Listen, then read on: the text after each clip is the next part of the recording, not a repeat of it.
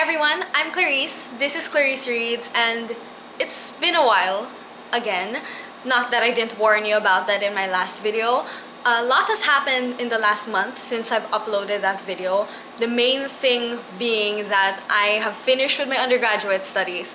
Though technically I'm graduating next month, I've already finished with my classes, so basically I'm done with formal education already. Unless, of course, one day I decide to take up grad school. But for now, I'm done. But anyway, maybe I'll talk about that some other time, but the point of this video is not to talk about my life, but to share with you the books that I've recently read and the books that I'm currently reading. Since my last video, I finished reading 7 books, first of which being The Pretenders by Sionil. It's a local book, it's from the Philippines, written by a Filipino author, and it's about a man named Antonio Samson who comes from the province, but due to a string of events finds himself marrying into the rich family of the Villas. And while it dealt with a lot of things, the main takeaway I got from this book was understanding more the dangers of striving towards a shallow definition of success. You know, money, prestige, being busy, that sort of thing. Especially if striving towards that sort of success happens at the expense of your own values and your own dreams. While I was reading this, I found myself taking note of a lot of the passages. Much of the passages I found either just really well written or I found really made me think, and that's why I ended up taking note of it. And I enjoy when I'm able to interact with the book that way, because when I'm able to do that, I find myself getting more out of the book. Normally, people don't like books that they have to read for class, but I'm glad that I ended up actually really enjoying this one.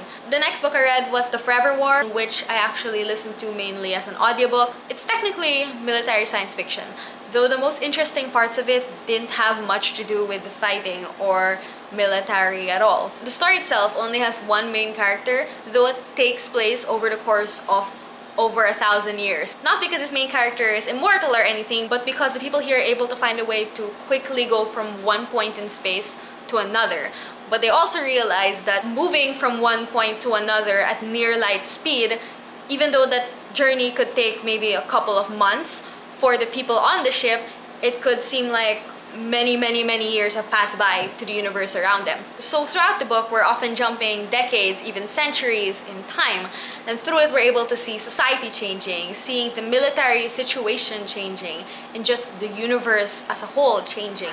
One thing I love about sci-fi is seeing how the authors imagine the future could possibly be like, and Haldeman really took this book as an opportunity to do that. And it was really interesting seeing what direction the world took and why it may have gone that way. So the concept itself was extremely fascinating to me, but the story I found sometimes a bit repetitive and sometimes it dragged. So it's not my favorite book or anything, but I did find the concept really fascinating and I did find the author's ideas of the future really interesting.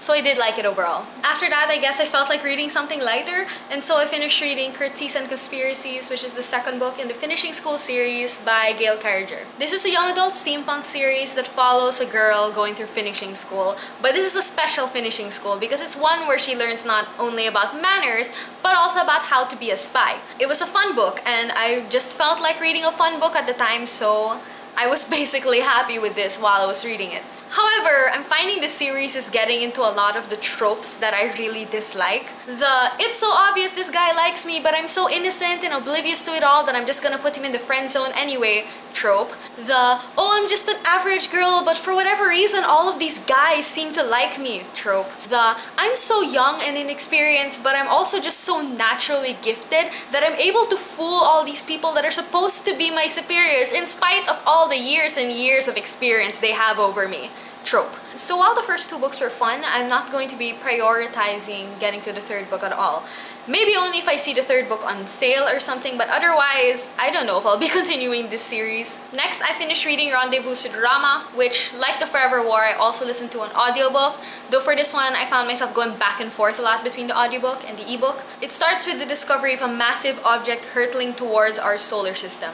At first, the scientists assume it's some sort of space rock, but soon realize that it's not a natural object at all, and they're not going to waste this opportunity for humans to, for the first time ever, learn more about extraterrestrial life. It was interesting. It asked the question, what if we're not alone? And then followed it up with, what then could our extraterrestrial neighbors be like? There were so many details put into this tiny world that they were able to explore. And it was fun to speculate what sort of implications all of these things that they discovered and found could have on the type of people or creatures these aliens could be like and what their society could be like. Like I said, it was interesting, but that being said, I didn't really love this book like I kind of expected to. Not much of it really stood out or stuck with me. Again, it wasn't a bad book, but it just didn't stand out. The next book I finished reading was Some 40 Tales from the Afterlives by David Eagleman. This isn't really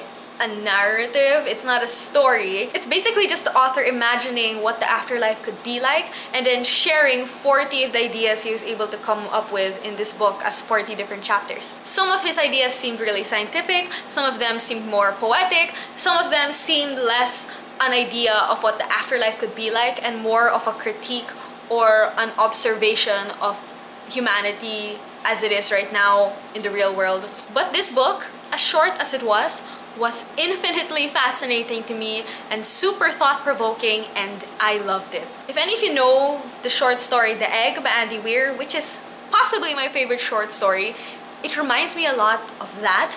But yeah, I basically love this book. So far this year, I've only given 3 5-star ratings to books that weren't rereads, and this is one of them. The next book I read was The Shining by Stephen King, which I listened to an audiobook as well. But before I get to my thoughts on the actual book, I really liked this audiobook. It was narrated by Campbell Scott, so if you're looking for a good audiobook, I think this is a really good one. But anyway, I used to actually avoid reading horror because I kind of assumed that I would dislike it. And then the other day I just realized, actually my favorite comic book series ever, Lock and Key, which is actually written by Joe Hill, Stephen King's son, is technically horror, and I love that, so I should probably give horror a chance. Overall, I really enjoyed this. The supernatural powers here were really cool, and the suspense kept me wanting to keep listening to this book. Also, I really grew to care about Danny as a character. It didn't actually scare me, though I don't think a horror book needs to be able to scare me for it to be a good book. But again, I really liked it, which surprised me. I actually also haven't watched the movie yet, which I know is ridiculous, so I do plan to watch the movie sometime soon. And the last book I'm going to talk about is The Lost Hero by Riordan, which I'm sure all of you already know about, and I very consistently really enjoyed all the books in the Percy Jackson series, so I knew that I was going to at least like The Lost Hero. And I did like The Lost Hero. It was a fun book to read, I enjoyed the humor, it was really fast-paced, and I generally enjoyed the plot. Like with the Percy Jackson series, I liked how this book actually made me want to research stuff outside of the book. I wanted to Google more about like all the Greek gods and the Roman gods even, and their stories and that sort of thing.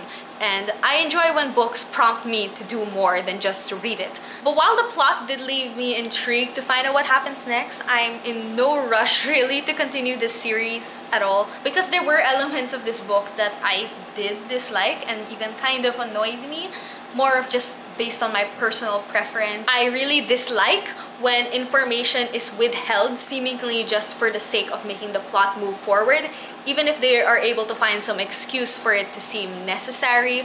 Often it doesn't make sense. Sometimes it didn't even seem necessary, so this just frustrated me. I also really dislike when characters are too quick to trust the main characters or the heroes, even though they're extremely inexperienced, just because they're the chosen ones. There's also this one major decision that they made, and I don't want to spoil, so I won't say what it was, but it really annoyed me because I found it really stupid, selfish even. And I guess in general, just because I've already read the Percy Jackson series and because I know that this is marketed towards younger readers, that no matter what happened, things would still work out in the end. And I guess I no longer enjoy the experience of knowing already that things are going to work out in the end, or that they're going to make it through this challenge okay. It's just no longer satisfying. Imagine going from reading The Shining, which is like all suspense, to reading this, which is like no suspense. Don't get me wrong though, I don't dislike this book. I actually overall like this book. However, I feel like it's one of those books that I would have enjoyed a lot more if I'd read it at a different time. So those are all the books that I recently read for what I'm currently reading. At the moment, I am reading The Rithmatist by Brandon Sanderson. The concept of The Rithmatist reminds me a lot of Chalk Zone, so it's like a more grown-up version of Chalk Zone, the TV show, and I love Chalk Zone. Brandon Sanderson's magic systems are always just so cool and so well thought out. So far I'm really enjoying this book. And speaking of Brandon Sanderson, after this I'm probably going to move on to reading Alcatraz versus the Evil Librarians, I think is what it's called. Basically it's just the first book in Brandon Sanderson's children's book series, I think. Middle grade book series. And speaking of more Brandon Sanderson, after that I kind of want to reread Mistborn. I know I reread the first book already at the start of this year, but I want to be able to reread them all straight, so I might just go from the first book again, then read the second one, then read the third one. So after I read Alcatraz versus Evil Librarians, I'll probably reread The Final Empire. I'm just going on a Brandon Sanderson reading spree, because why not? It's Brandon Sanderson. So that's it for this video, I guess. Please feel free to share with me what you're currently reading in the comment section down below. I feel like I don't know what anyone's reading anymore, and expect me to upload videos more regularly again soon. I do have some plans, and I do have more time now. So thank you so much for watching, and I hope to see you in my next video. Bye!